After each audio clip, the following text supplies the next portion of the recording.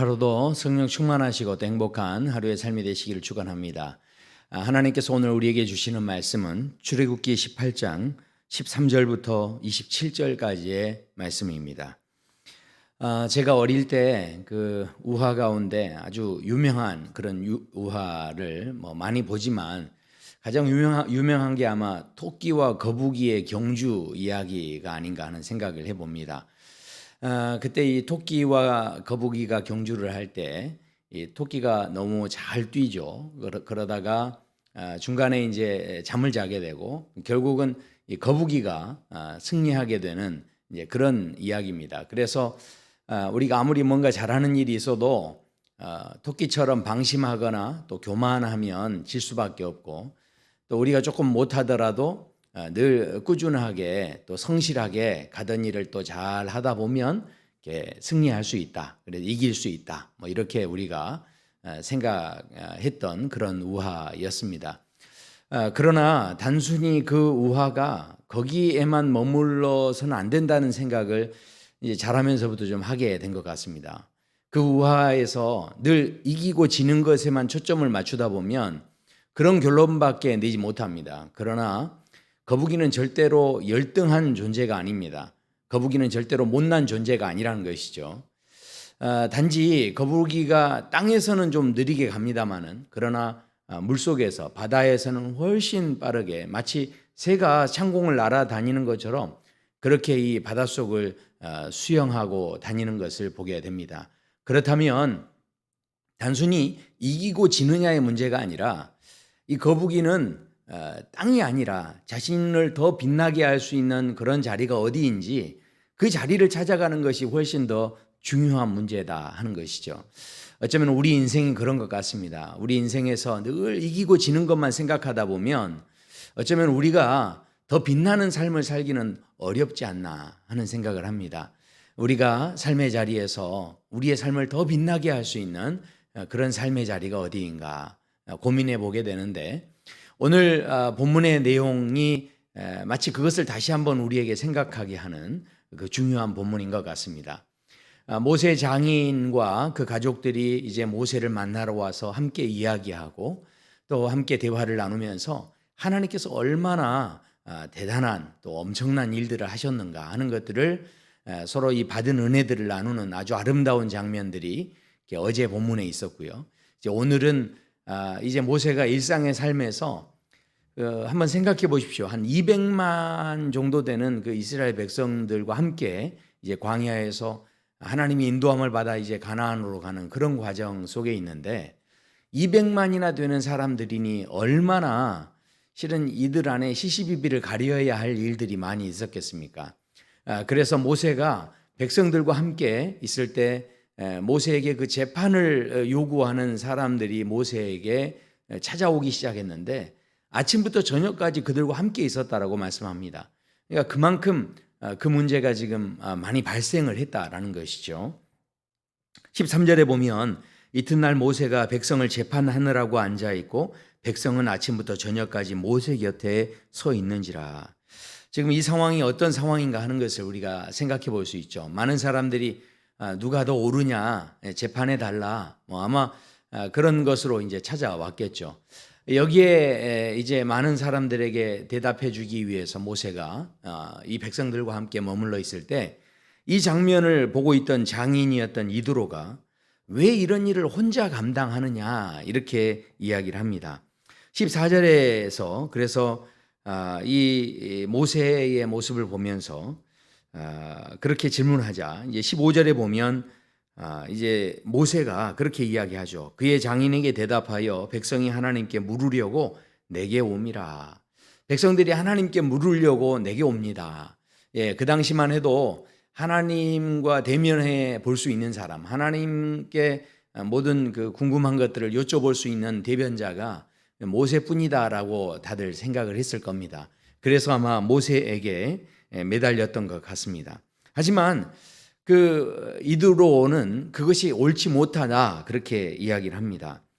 왜냐하면 만약에 계속해서 모세가 이런 식으로 일을 감당한다면 모든 기력이 다 쇠진하게 될 것이다 하는 것을 말씀을 하죠.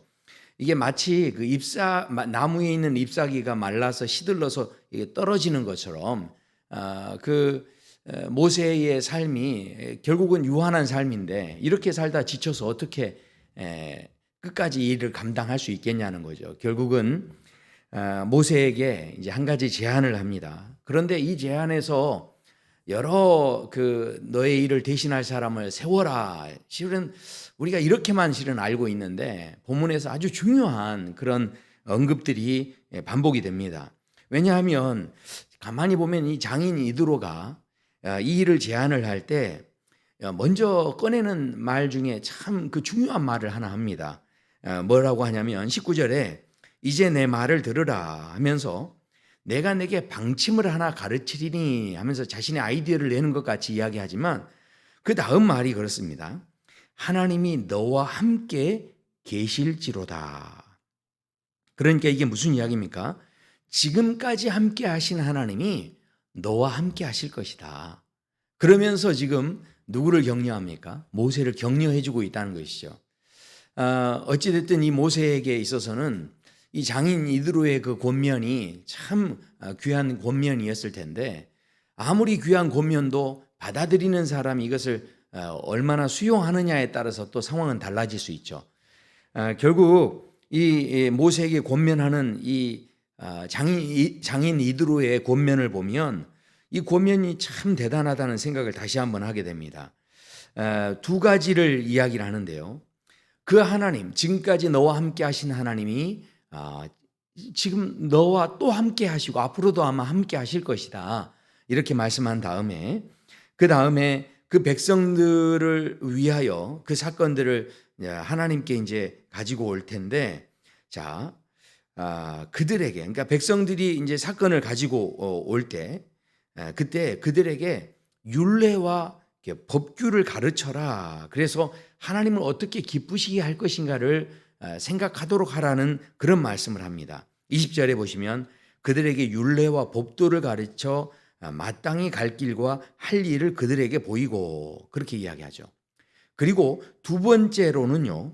이제 책임을 분담할 수 있는 사람들 그래서 뭐 백부장, 천부장, 50부장 뭐 이렇게 각 분류할 수 있는 그런 이제 대표들을 세우는데 그런데 그때 책임을 분담하는 사람들을 세울 때 그냥 세우지 말고 첫 번째는 하나님을 두려워하는 자 그리고 두 번째는 진실하고 불의한 이익을 미워하는 자를 선별해서 세우라 그렇게 21절에 말씀을 합니다.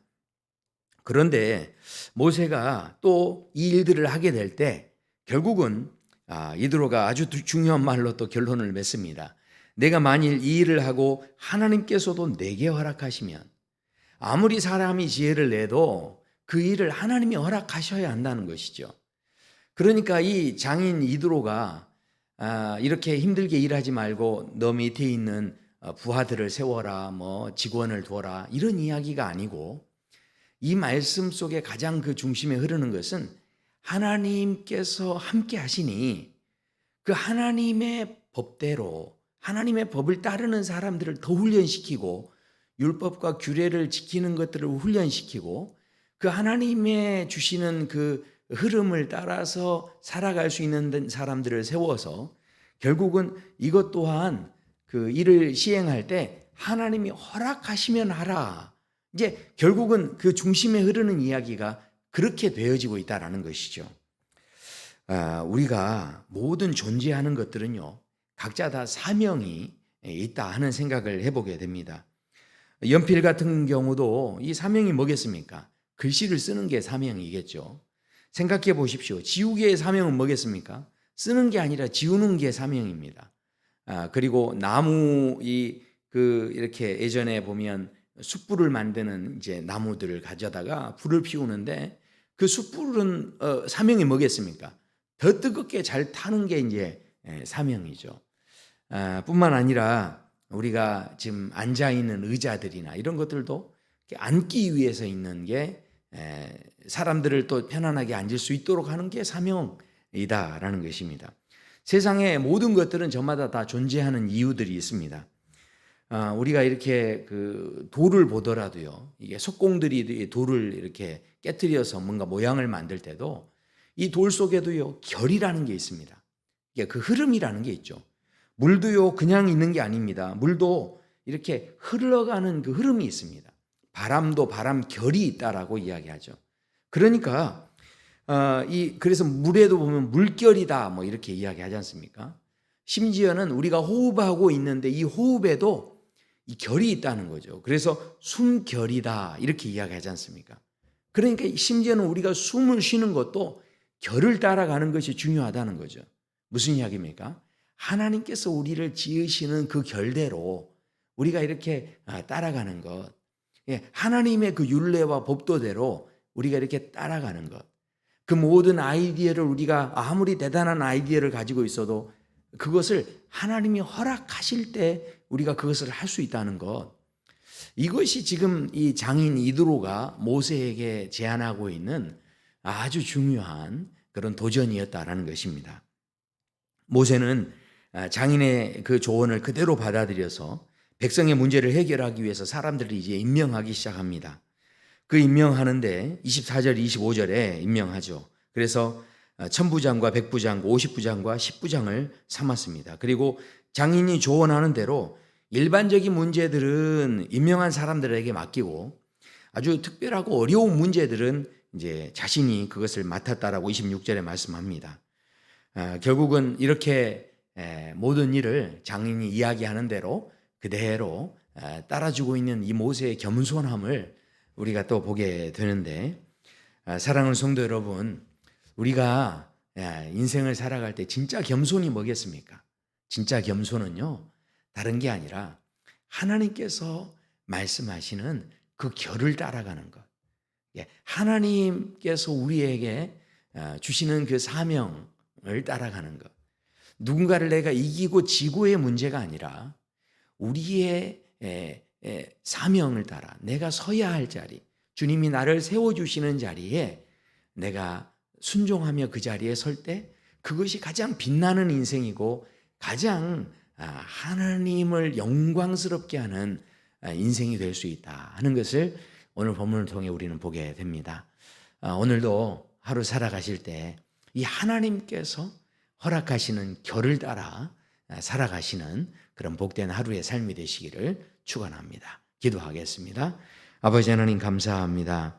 오늘 말씀을 통하여서 모세와 또 이스라엘 백성들이 그 수많은 사람들이 시시비비를 가리기 위해 수많은 문제들에 휩싸여 있을 때 그들이 그저 이것에 대해서 판결해 달라, 이기고 지는 것에 대해서 관심을 가지고 거기에 매여 있을 때 장인 이드로가 모세에게 제안했던 그 내용들을 통해서 우리가 하나님의 결을 따라 살아가는 것, 그 율례와 법도를 배우고 또 그 정직함으로 주님을 그 따라가는 삶이 얼마나 귀한 것인가 하는 것을 다시 한번 도전받게 하시니 감사합니다.